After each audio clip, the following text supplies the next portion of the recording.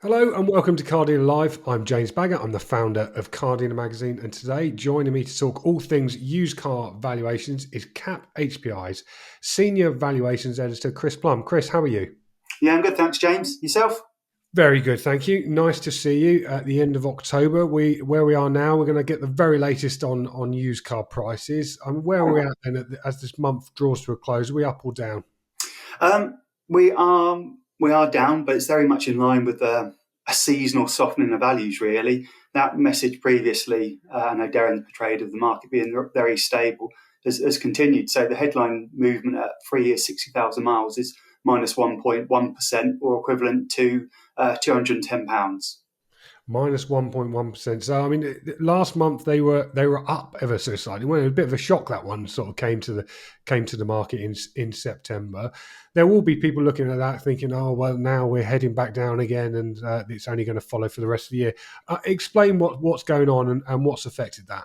Yeah, well, just to put that 1.1% in context, that the so every month so far this year has been stronger than the seasonal average. So we made more positive movements, and as we went from October into November, that season average is minus 1.3%. So it is a lot stronger, and we have to remember that this time last year as well, the movement that we reported in the book was minus 4.2%. So it's a lot stronger than what we saw sort of this time last year, and that quite a tough last quarter. The seasonal softening we're really seeing of values is kind of, I think the market feels like it's returning more to that bit more predictable, or it is a lot more predictable than it has been of late. So we're seeing a slight increase in stock coming back into the market. That's off the back of the September new plate. As the days are getting a little bit shorter and the first half term of the school year has happened, it seems that consumer demand softens very, very slightly. But the general feedback out there is that people remain fairly positive about how the market's been performing. We'll go into the detail a little bit into fuel types and ages, etc. Mm. I mean, you just mentioned it there. What is demand like out there in dealerships? I just anecdotally talking to some of the dealers we have touch points with via the Clever Car Collection, etc. People are saying it's a little bit quiet out there. I mean, are you seeing that? Or is that just depending on where you sit in the market? Yeah, I think that the first half of the month was okay. I think the second half, people did report that they'd seen a seasonal softening. I think we've got to be pragmatic about it because of the time of year as well. And the year has been so stable in terms of that consumer demand. There has been that sort of drop off, but I don't think it's anything to be particularly alarmed about. I think it is just that seasonal movement that we'd normally expect. Let's talk a bit about the detail then in terms of the fuel types. I mean, you've mentioned now 1.1% fall overall. Where are we at with petrol, diesel, hybrid, electric? Yeah, so for petrol vehicles, the movement down was minus 1.4%. Diesel was, these are at 3 years 60. Diesel's down minus 1%. A hybrid down 0.6, with plug-in hybrid down 1.1. The EVs for the second consecutive month were reporting being the strongest movement at just a slight increase of 0.3%. Well, that's amazing. I mean, we've been talking long and hard on these videos over the last 12 months or so, just about electric vehicles and the shock that they've had in the market, and now Yeah. they seem to be going up in value. I mean, what is going on there? Yeah, well, I think it's like ever, the devil's in the detail. Of all the vehicles that we value at 3 years, 60,000, I think 37% saw values go up, 37% saw values go down, with 26 remaining stable. But at that 3-year-old price point or 3-year-old market, we think that they still look extremely good value for money. We think people concerned of cost of living, etc., that when you factor in the TCO savings for an EV, it starts to become quite a compelling case for them. So I think there's a little bit of that. We can see actually when we break down the movements by price band, actually between £5,000 and £15,000, EVs went up actually 0.7% within that. So that's where we can see that's where I think the most opportunity is for retailers.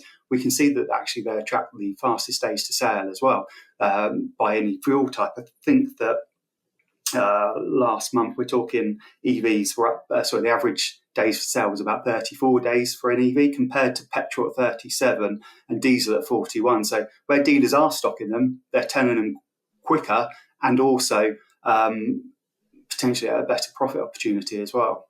Yeah, I mean, some impressive figures there, and I mean the fact that you've labelled those cheaper EVs are the ones that are rising the most. I mean, are they the ones that sort of suffered those big drops in values and now having this sort of kind of correction, as it were?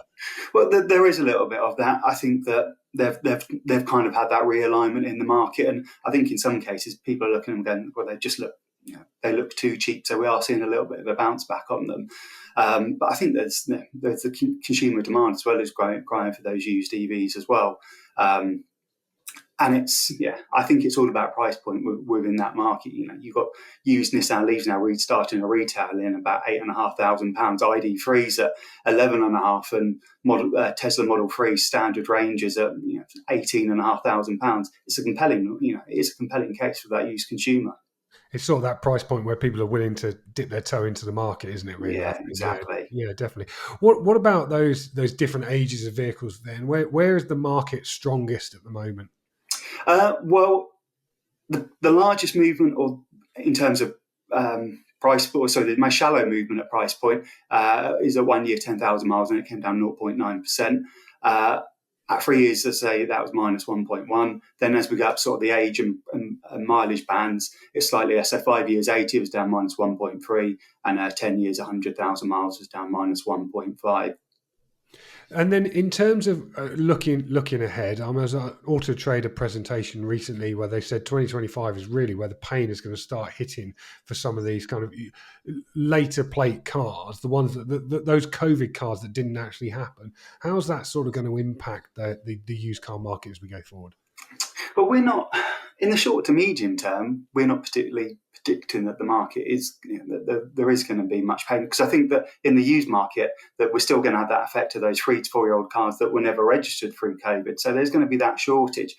We think as we get out sort of probably end of H1, beginning of H2 next year, we actually think the market will turn more to become a lot more predictable, and actually turn to more seasonal movements on there. So I'm not particularly seeing that at the moment.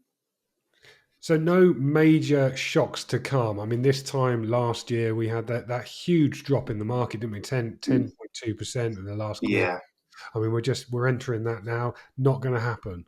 Well, it could be famous last words, certainly, but all the indications and all the factors are stacking up that a consumer demand, okay, it has softened but remains fairly robust, and we know that used car demand remains strong even through cost of living crisis, etc. The used car industry remains fairly robust. It's that lack of supply into the market, or the reduction in supply. We haven't seen those increases. I think there was an anticipation that off the back of September's plate that there'd be an influx of lots of vehicles coming into the used market. We just haven't seen that. Of course, there's been a slight increase, and in some certain models we've seen a slight increase, and values have come down, simple supply and demand factors. But as we get through sort of that little bit of a peak in the market, we're just not, from everyone we're speaking to, all the direct wholesalers and remarketers, no one's saying they've got lots of volume coming back between now and the end of the year. So that will help keep volumes and values fairly robust. We think if a retailer's got deep enough pockets to dip into the market in December or end of November for the January sale, and January always does what January does, it's a good opportunity to buy vehicles. When do you think things will start tapering off then towards the end of this year? I mean, what sort of data have you got on that side of things? Is it when you start hearing those Christmas songs in the shops that people stop buying cars and start buying stocking fillers instead? Well, I think so, but we're kind of already seeing that. It's, again, from our message, it's going to be next month as we go from November to December. It's going to be a very seasonal movement. So we are already seeing, I guess, that a little bit, but there's going to be, I think there's going to be opportunities for people to buy in the market. But yeah, it's just not going to be that stock out there. Chris, thank you very much for the update. Much appreciated. Always good to chat to you guys at Cap HPI. Much appreciate it. Thank you. Thanks, Nice to see you. That's Chris Plumb from our experts, Cap HPI. Now, for more videos like this one, you can log on to our YouTube channel, which is probably where you're watching this. It's Car Dealer Magazine on YouTube. Or look at our website. It's cardealermagazine.co.uk for the very latest on used car prices. I'll be back next time. Thanks very much for watching. Goodbye.